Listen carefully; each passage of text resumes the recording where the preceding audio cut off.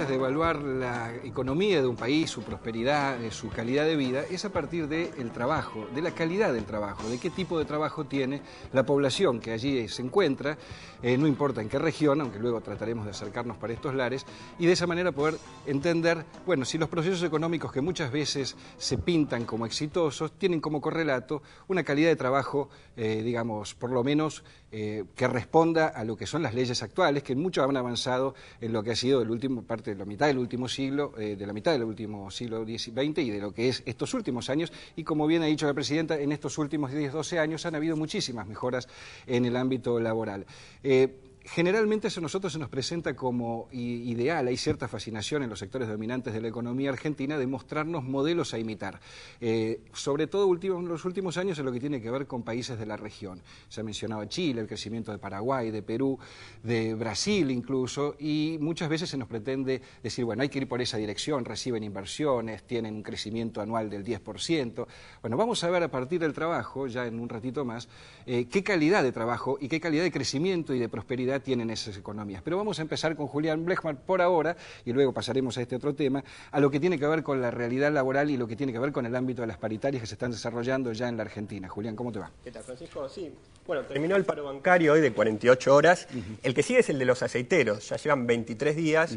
Ambos están reclamando paritarias por encima del 30%, arreglos por encima del 30%, y esto en un contexto donde se viene el paro del transporte, el 9 de junio, que va a ser acompañado por las CGTs opositoras y la CTA también opositora, ¿no? O sea, va a haber seguramente una gran detención de la ciudad por el tema del transporte, ¿no? Cuando para el transporte, todo, efectivamente.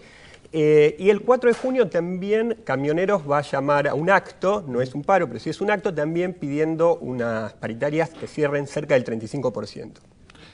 Julián, para tener claro, el 36% es lo que está pidiendo Aceiteros, que es el gremio que está hace 23 días en paro, y 33% aproximadamente Camioneros. Es decir, estamos hablando de entre 10 puntos y 7 puntos por arriba de los gremios que ya cerraron la semana pasada, por lo menos. Tenemos una placa, vamos a verla ahí, la placa donde ¿qué están pidiendo actualmente, ¿no?, los gremios que todavía no han acordado? Que son cerca de la mitad de los cerca de la mitad de los trabajadores sindicalizados no han acordado, es decir, 3 millones, son 6 millones, ahí está, ¿no? Tenemos aceiteros, el 36%, bancarios 33%, camioneros 35% y petroleros 35%. También tenemos alimentación, 43%, gastronómicos 35%, peajes 42%. Estamos hablando siempre de la mitad de los trabajadores sindicalizados, porque la otra mitad, ya sabemos, se arregló. Estamos hablando de los docentes, de las administraciones provinciales y, bueno, los 5 gremios claves que representan el 40% de la masa laboral, digamos, de los trabajadores. Efectivamente, ya arreglaron en cifras cercanas al 27%, en 2 tramos generalmente, ¿no? Ahora, ¿qué dice? Hay argumentos dentro de los gremios que aún no cerraron. Algunos son muy sólidos en relación a por qué. Me imagino que bancarios, por ejemplo. Bancarios. ¿Qué dice bancarios? Dicen, bueno, los bancos ganaron el año pasado 56% en relación al 2000. Ahí estamos viendo, claro, los que ya cerraron, ¿no? Casi siempre en 2 tramos por el 27%. ¿Y qué dicen los bancarios, ¿no? El que todavía no han cerrado, que acaban de terminar el paro, dicen, bueno, los bancos ganaron un 56% el año pasado en relación al 2013. Digo, ellos pueden dar un aumento mayor al 27% que ofrecieron. La verdad que tienen argumentos sólidos. Lo mismo. La rentabilidad del sistema financiero les permite pedir, te digo, que con cierta tranquilidad. Otra cosa es cómo se distribuye. Exactamente, porque también el gobierno lo dijo, bueno, depende de los gremios. Acá no hay una cifra fija. Mismo aceiteros. Aceiteros dicen que los empresarios van a facturar, los empresarios del aceite, 250.000 millones este año. Dicen que lo que les corresponde al tema salarial, cuánto es del gasto que tienen en salarios, entre el 0,5 y el 2%. Sí, es significante. Entonces, de ahí viene el reclamo del 36%.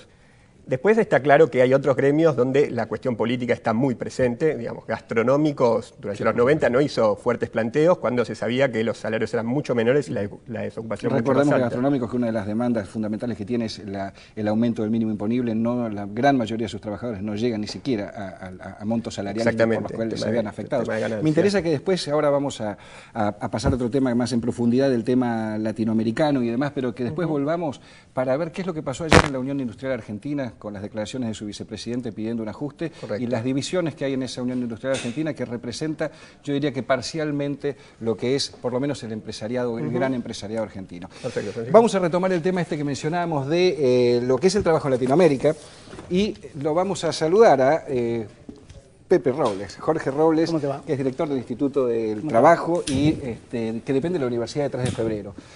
José es uno de los grandes trabajadores del mundo del trabajo y José recién decía que una de las formas de analizar el modelo de país o un modelo de país y su estructura productiva y demás pasa para ver su calidad a partir de qué calidad de empleo registra eso. Digamos, sí, porque se habla mucho de lo que gana una empresa o lo que produce un país y un país puede producir muchísimo, pero esa riqueza puede no ir. De hecho, los países son muy diferentes en su manera de distribuir.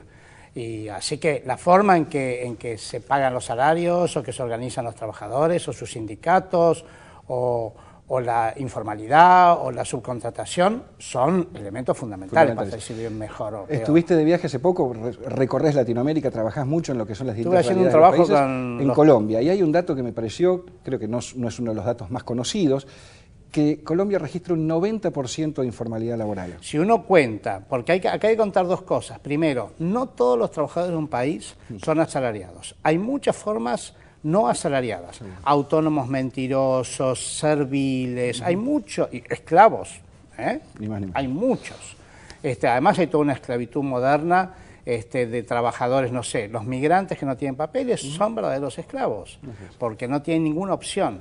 Y muchos países tienen eso. Entonces, si uno suma la escasa cantidad de asalariados que tiene Colombia, que ha multiplicado las formas cooperativas informales, ha deslaboralizado prácticamente todo. Uno no encuentra un contrato de trabajo, no se encuentra. Bueno, es interesante lo que decís de Colombia, después vamos a ir a Perú, también a Paraguay, porque yo decía al comienzo del programa, son muchos de los ejemplos que ciertos sectores o economistas, digamos, de lo que es la oposición, hoy siempre nos vienen diciendo qué maravilla tal país, qué maravilla cómo crecen, cómo producen, y lo que no vemos detrás es estos elevadísimos niveles de informalidad y de precariedad y de esclavitud, como estabas mencionando vos. Y decías Colombia, pero también Perú, ¿no es cierto? Perú tiene una situación similar a la de Colombia, también de altísima informalidad, baja salarización, mucha deslaboralización, es decir, que no se apliquen las leyes laborales, sino las leyes civiles. Y alta tasa de informalidad, 60% de informalidad, pero solamente de los asalariados. En total llega casi un 90%. En Brasil pasa lo mismo, hay un 90%. Contame el caso de Brasil, que es interesante. Y Brasil tiene 6 millones de trabajadores y solamente tiene 10 millones de asalariados registrados. Su 10%. Y duplicaron la cantidad en los últimos 10 años. Es un éxito de la política social de Brasil haber duplicado la cantidad de asalariados formales. Y así todo es el 10%. ¿Cómo viene el ámbito sindical en Latinoamérica? Quiero decir, ¿cómo viene la conformación de sindicatos, de centrales obreras en la lucha o en la defensa de estos sectores de trabajo tan postergados, tan precarizados, a partir de lo que han sido, por lo menos en la gran cantidad de países de la región, estos últimos 10, 12 años? El otro día estuvo en la Argentina el que probablemente sea el sindicalista más importante del mundo, una especie así, digamos, de Ubaldini mundial. El que dirigió el movimiento, es el secretario general de la histórica central alemana, ahora ya está jubilado, pero está trabajando en asociaciones y vino a la Argentina porque él está diciendo que en este momento Sudamérica y en especial Argentina son los países vanguardia de la defensa de los derechos sindicales y laborales a nivel mundial. Hay un gran ataque, sobre todo hay un ataque a nivel internacional para considerar que la huelga no es un derecho de los trabajadores, y entonces hay un gran movimiento de esto y están buscando alianzas. La Sudamérica, en especial los países del Mercosur, hoy por hoy son los sindicalismos más dinámicos del mundo. El más fuerte es Argentina, sin duda alguna. El segundo más fuerte es Uruguay, pero Uruguay es muy chiquito y por lo tanto es fuerte, pero chiquito. Y después Brasil tiene un sindicalismo muy desarrollado, pero así todo hay que tener en cuenta que en Brasil solo la mitad de los sindicatos de Brasil está afiliado a una central. Claro. Es decir, que tendrá un 10% de sindicalismo Brasil, pero lo que pasa es que es un 10% de 100 millones. De una masa muy 200 millones de... Y el cuarto país en sindicalismo, pero ya bastante más débil, es Chile, que tiene un sindicalismo desarrollado, pero muy débil, del que viene de las leyes de Pinochet. Exacto. Ahora hay una fuerte tendencia a ver si se pueden modificar, no pueden hacer huelgas, tienen muchas restricciones para las huelgas, no pueden hacer convenios de rama, con 6 trabajadores armas un sindicato, así que en una planta puede haber 5 o 6, en un supermercado hay 200 sindicatos, y se pelean todos con todos, y eso genera mucha debilidad. Entonces, vos mencionabas fuera del aire el hace un resto no ratito, existe, el resto del sindicalismo no existe. teniendo en cuenta que Chile ha sido uno de los modelos que siempre se nos imponen como modelos a imitar, esto que mencionábamos al comienzo, que el nivel de desigualdad de Chile es pavoroso. Es lo más alto del mundo. Chile es uno de los países más desiguales del mundo. En América Latina, los dos países, o los tres en realidad, porque Haití no hay que contarlo, Haití es muy seria la desigualdad, pero Brasil y Chile eran los países más desiguales del mundo.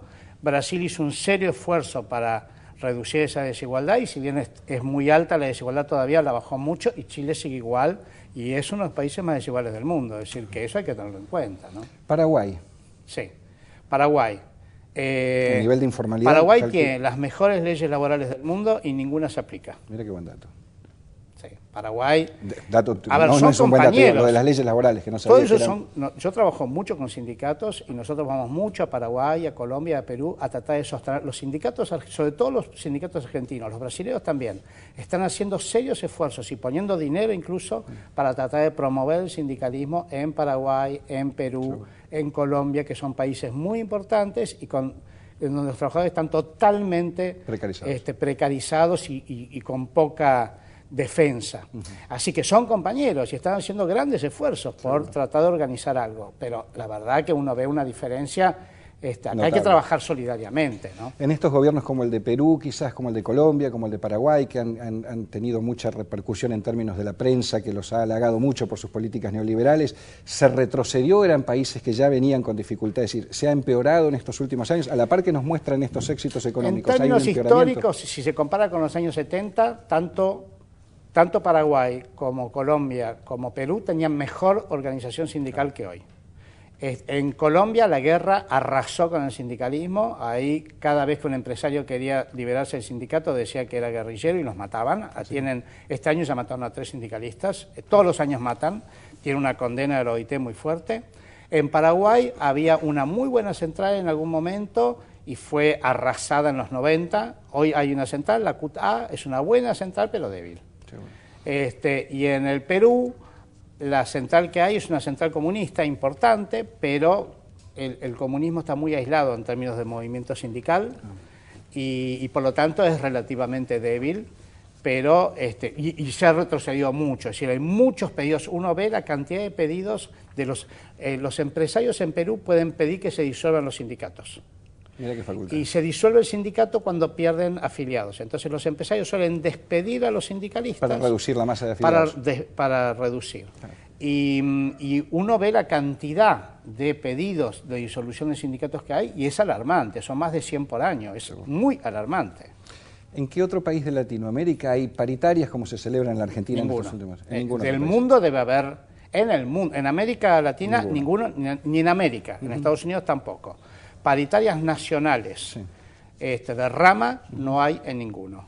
En Uruguay hay algo parecido, pero tripartita, con el Estado. Es decir, esto que tanto se critica acá, que acá se pone un tope, allá no es un tope, allá el acuerdo es tripartito o no es.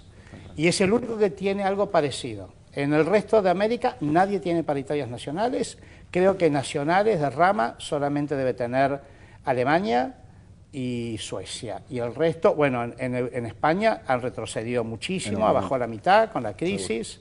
Así que ¿Consejo del salario móvil? Hay muchos, pero no con la dinámica que hay acá. Pero hay un poco más. ¿Con reuniones anuales? Con sí, hay bastante porque es una recomendación de la OIT. Pero acá está más institucionalizado. Uno lo que ve en la Argentina en los últimos 10 años es que el salario mínimo vital y móvil realmente se ha institucionalizado. Es el más alto de América Latina, cuesta como $550 el argentino y el resto está por debajo de $350. Notable. Vamos un poquito al ámbito local. Vamos, muy interesante.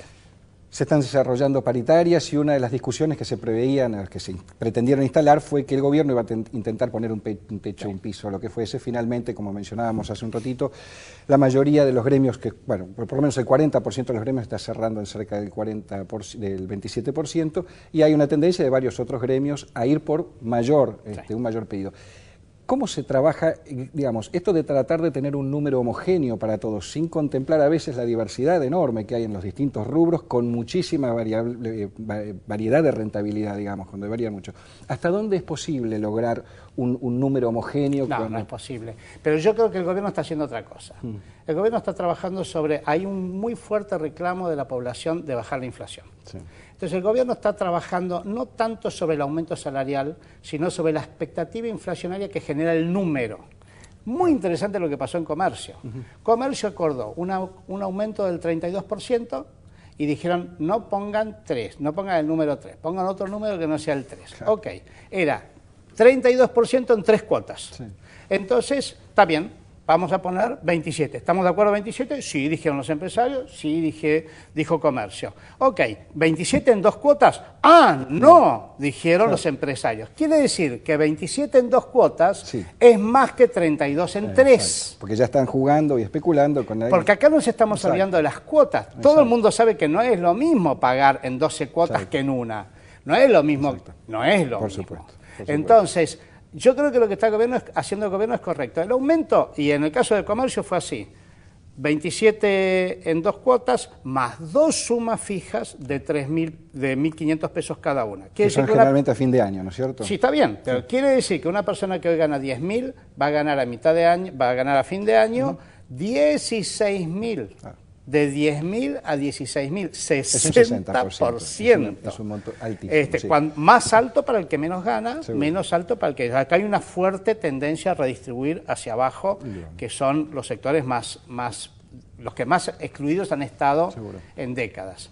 Y entonces yo creo que para mí el gobierno está haciendo eso. El gobierno está haciendo algo que es correcto hacer, que es defender los intereses macro. Y que no se traslade ese aumento de precios a los precios al consumidor. Porque se trasladan. Es cierto que los salarios no son inflacionarios. Los salarios no son inflacionarios. No, es el costo salarial lo que pone en inflación. Claro, pero los empresarios trasladan los precios, lo mismo que el dólar. Trasladan los precios trasladan los aumentos a los precios. Entonces suben los precios y se genera aumento de... Porque esto es interesante. Dicen, los salarios no son inflacionarios. Perfecto. ¿Qué es lo que viene diciendo el gobierno? Que no es lo mismo aumento de precios que inflación. Así es.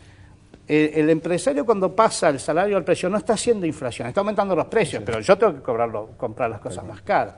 A mí me parece bien, que es no generar expectativas inflacionarias, pero sí distribuir las rentas. Si vos tuviste, como en los bancos, 56% de ganancias... Es el ejemplo que estábamos dando.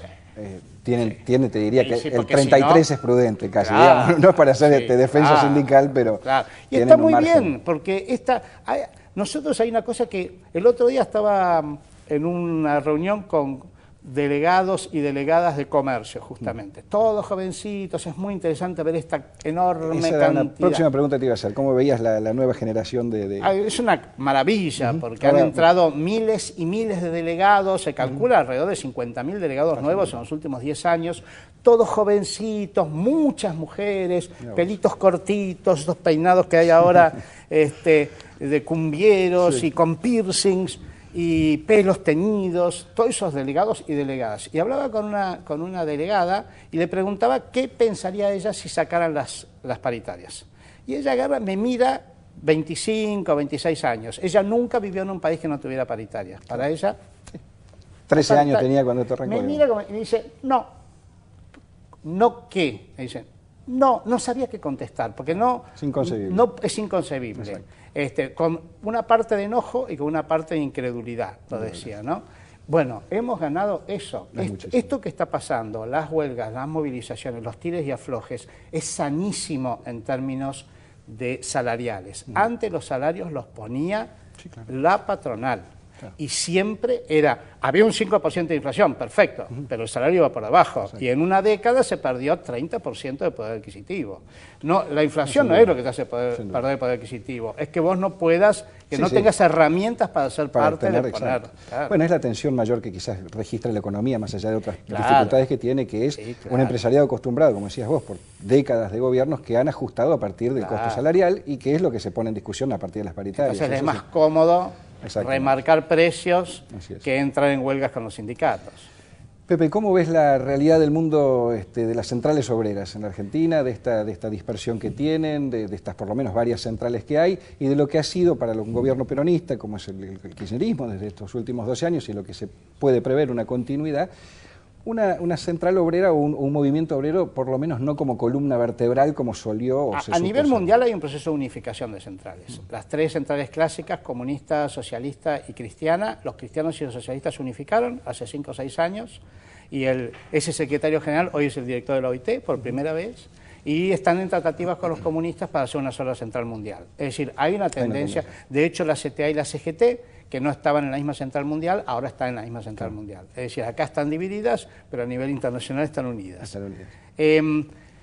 Lo ideal es tener la menor cantidad de centrales posibles, porque dividir nunca es bueno.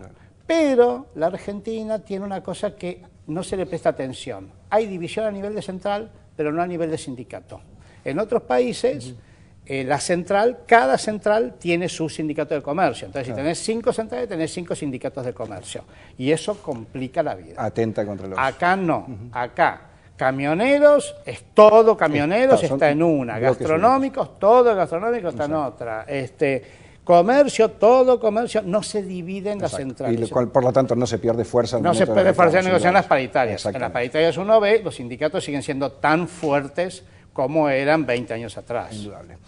Pepe, te agradezco muchísimo. Ha sido un placer, para próximas y para sobre todo ahondar un poco en esta realidad latinoamericana. Sí, vuelvo a decir, para tener muy cuenta importante claro, dónde estamos y qué es lo que muchas veces se nos hace... Y hay que tener en cuenta una cosa, si no se sube la densidad sindical en el resto de América Latina, a la larga se va a ver afectado el Mercosur. Indudable. Porque va a bajar el nivel. Indudable.